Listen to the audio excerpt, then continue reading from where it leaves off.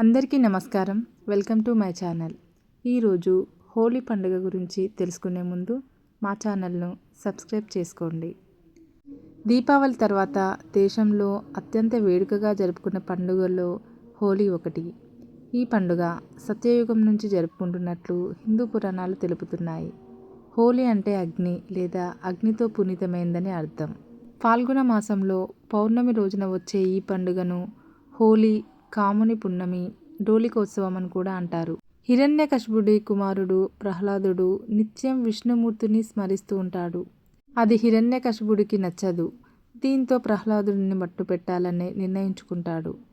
దీంతో అతని రాక్షస సోదరి హోలికను పిలుస్తాడు.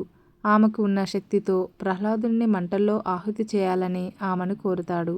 దీంతో ఆమె ప్రహ్లాదుడిని ఒళ్ళో కూర్చోపెట్టుకుని మంటల్లోకి దూకుతుంది.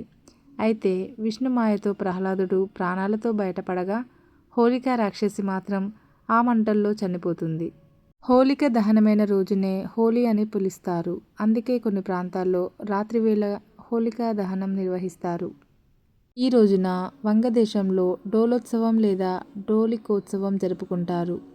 ఆ రోజు శ్రీకృష్ణుడు గోపికలతో కలిసి బృందావనంలోని పువ్వులతో, రంగులతో ఈ ఉత్సవాన్ని జరుపుకున్నట్లుగా భావిస్తారు. ఇలా రంగులు, పూలు చల్లుకోవడం ద్వారా ప్రేమ, సౌభాగ్యాలు వెళ్లి విరుస్తాయని నమ్ముతారు. ఫాల్గుణ పౌర్ణమి రోజున కృతయుగంలో రఘునాథుడనే సూర్యవంశపు మహారాజు ఉండేవాడు.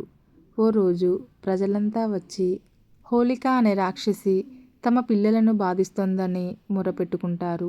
ఆ సమయంలో అక్కడే ఉన్న నారద మహర్షి ఏటా ఫాల్గుణ పౌర్ణమి రోజు హోలికను పూజిస్తే బాధలు తొలగుతాయని తెలుపుతాడు. ఆ పూజలు పగటివేళ చేస్తే కష్టాలు వస్తాయని, అంతా రాత్రివేళ నిర్వహించాలని వివరిస్తాడు.